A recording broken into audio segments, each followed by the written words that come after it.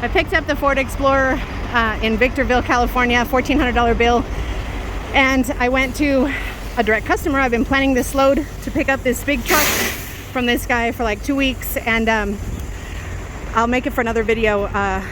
It didn't work out. It didn't work out for this trip. All right, what's up, YouTube family? So I am still sick. I am still in Montana. It's a beautiful state, and I would have wished to be here like in a couple months, not right now in early March. It is still very much so winter here, but I wanted to get into this. Forgive the voice, just try and listen for the message. It is very important for me to go over this. I try to feed you guys this information as these issues arise, and one of the things that I always try to tell you guys is trust no one, double check everything, right? That being said, I am not bashing my customer. That is not the point of this video. The point of this video is to remind you guys that whether you're a company driver, whether it's your authority, whether you're leased onto somebody else, whether you're CDL, non-CDL, it does not matter. This rule applies. Trust nobody and double check everything. So I'll give you a little bit of a backstory on this truck. A gentleman reached out to me on Facebook. He said, I have a truck in Central California. I need to get it to Montana, Central Montana, by Missoula.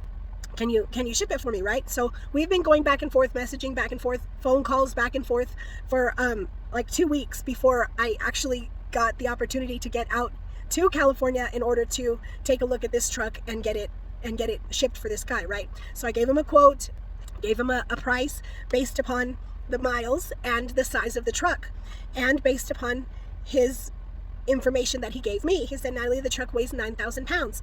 I did get a picture.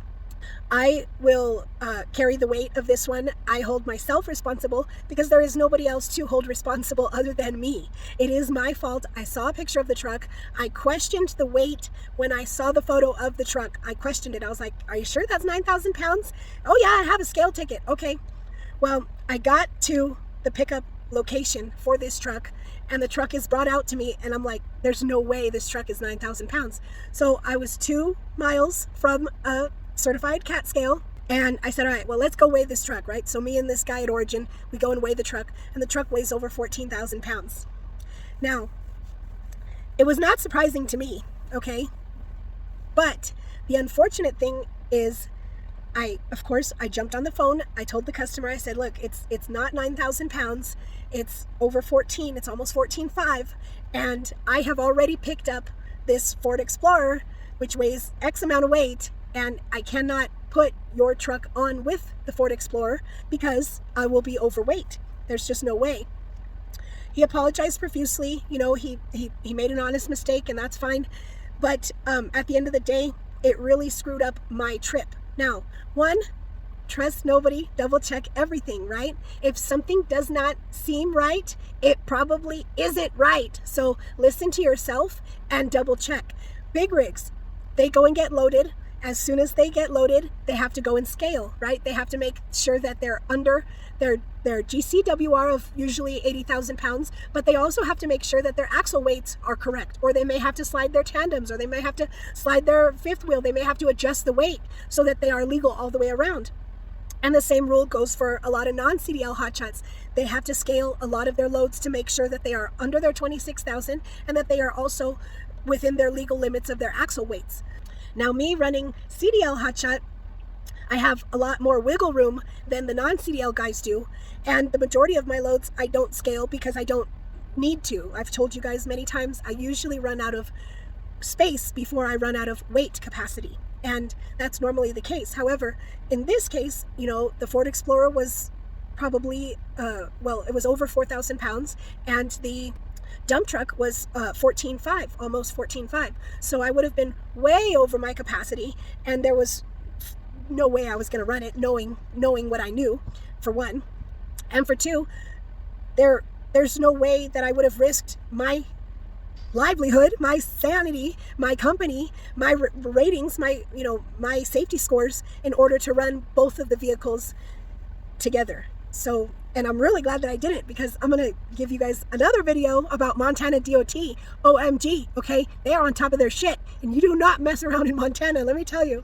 So I'll go over that in another video. But the point of this is, I believe my customer probably did make an honest mistake. But I can't just go off of what a customer says it is. And that's across the board. I don't care if it's a broker. I don't care if it's your cousin. I don't care if it's a direct customer. I don't care if it's an off the books load, cash load, whatever.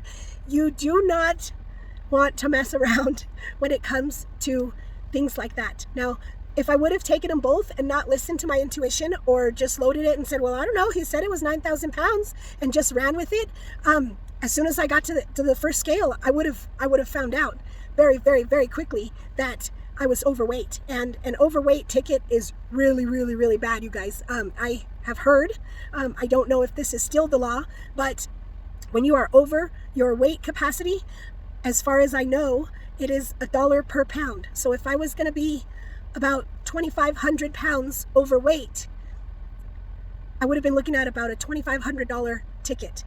In addition to the safety points, in addition to being stuck somewhere at the scale, thank God at least they were both vehicles. I would have had to roll one off and leave it there, or drive it to a secure location and continue on with my trip to Montana and double back for the vehicle, load it, and then take it up again. So it would have created a huge domino effect, and it would have been very costly. And at the minimum, it would have been financially costly and safety points costly, right? But if we really want to look at it, I mean, I could have lost my life, going up into the snow where there's, ice and these crazy passes. There's nothing but mountains. They're gorgeous, beautiful mountains up here in Montana. But I could have lost my life, like that's how serious it is. And that's how you really want to try to remember that this is very, very, very serious. My life is at stake, and those that are driving around me are at stake. If I don't listen to my instincts, or if I don't double check other people's information, or double check their work. So like I said, even if I was a company driver and it wasn't my DOT number and it wasn't my equipment, it's still my ticket. I am the responsible party for the truck, the trailer, and the load that's on it. So if I don't listen to my instincts, or if I don't double check, or if I would have loaded it and then gone to my first scale and CAT scale and scaled it and then saw that it was overweight, I would have had to take it back, and offload it and still gone to plan B. So this is a friendly reminder, you guys. Don't trust anybody, okay? And mistakes can be made. I make mistakes all the time. I run really fast. I have a lot on my plate. I got a lot of stuff going on, and I make mistakes. I should have questioned this guy's weight like days before I even got to California. I should have questioned this weight. And would I have scaled it myself? Yes.